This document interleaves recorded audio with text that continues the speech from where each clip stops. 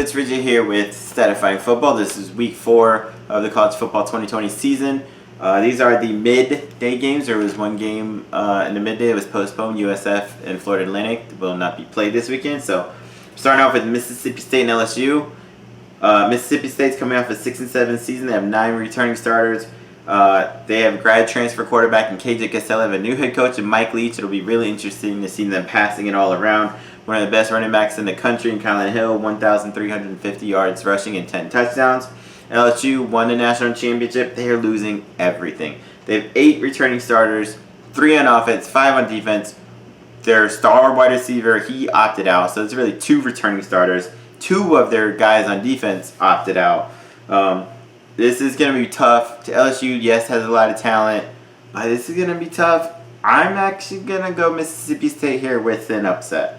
So, going there. Texas Tech. Texas did play a game already. They killed UTEP 59-3. Sam Ehlinger, Heisman race, 426 passing yards, 5 touchdowns.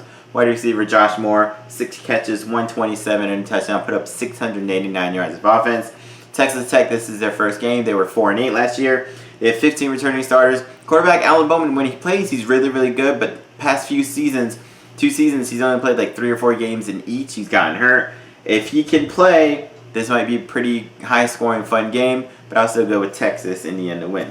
All right, one of the games of the day, in my opinion, and this is where I think College Game Day should have gone, is Army and Cincinnati. They're both ranked.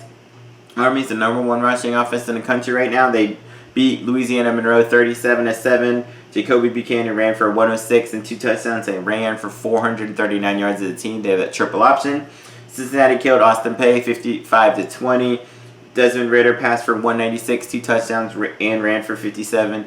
Running back Dokes had 3 rushing touchdowns and 1 receiving. They put up 525 yards of offense, had 9 tackles for losses, which that will help them with Army. I think I keep going back and forth on this, but I'm going to give the slight edge to Cincinnati only because they do face Navy in their triple option every year, so they are used to it, so this isn't going to be like a brand new thing for them. So I'm going to go Cincinnati slight edge over Army. This is going to be one of the games of the day, in my opinion.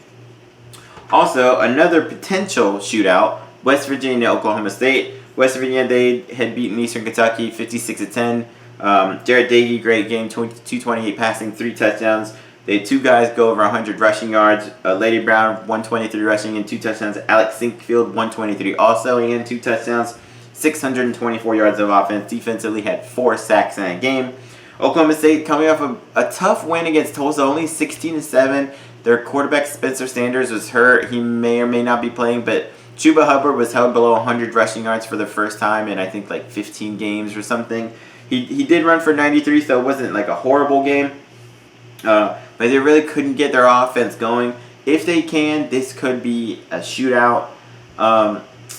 I might actually go West Virginia here, get an upset over a ranked Oklahoma State team just because I'm not sure about their quarterback situation. Yes, Chuba Hubbard is a Heisman candidate for sure, but if he's all they have at Oklahoma State, then that'll be tough.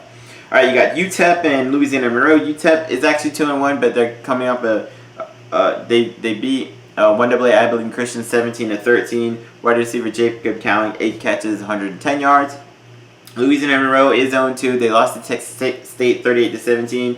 Kobe Suits had a good game though, 377, 2 touchdowns and a pick. They put up 444 yards. Even though ULM is 0-2, I'm going to have them beat UTEP. UTEP's 2 wins were against 1AA teams and they struggled in those wins.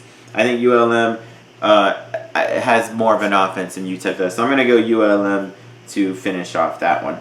Then you got Tulsa and Arkansas State, potential shootout. Tulsa had a close loss to Oklahoma State, 16-7. Quarterback Zach Smith, 166, a touchdown and pick. Defense had 6 sacks. Defensive lineman Zayvon Collins had 3 sacks on it himself. They had 15 penalties. Without that, they may very well have beaten. And actually, one of those penalties called off a touchdown. So they could have beaten Oklahoma State there. Arkansas State, they're 1-1. They had a nice upset a few weeks ago against Kansas State, 35-31. They played their 2 quarterbacks, both played well. Logan Bonner, 204 passing, 2 touchdowns and a pick. Lane Hatcher, 61 passing yards, but 2 touchdowns. Wide receiver Jonathan Adams, 8 catches, 98 yards, and 3 touchdowns. They put up 489 yards of offense. Like I said, this could go back and forth. It depends if Tulsa can get their running back playing in there. Shamar Brooks was out. I'm going to give Arkansas State that slight edge here, but that could be a fun game. All right, Georgia, Arkansas. I don't expect this to be close. Georgia is good. We don't know who their quarterback's going to be. Jamie Newman had transferred in there from Wake Forest. He opted out. JT Daniels is questionable. But Arkansas is terrible. They got Felipe Franks, a grad transfer from Florida. Fucking mistake that was for him. He's trash. So Georgia, huge win there. I'm not even going to break that down. All right, then we got Duke in Virginia. Virginia, this is their first game where they were 9-5. They had 16 returning starters, but they lost their quarterback. He's not going to start. But they did get grad transfer Keaton Thompson from Mississippi State, who has started a few games the last few years and done pretty well. So he should fill in nicely for them. They have a good receiver in Terrell Jana, 74 catches, 886 yards, and 3 touchdowns there.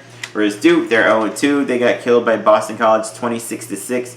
Chase Price, 217 passing yards, but 2 picks. Defensively, they did have 6 sacks, and their defensive lineman Victor Dimukeje had 3.5 sacks himself.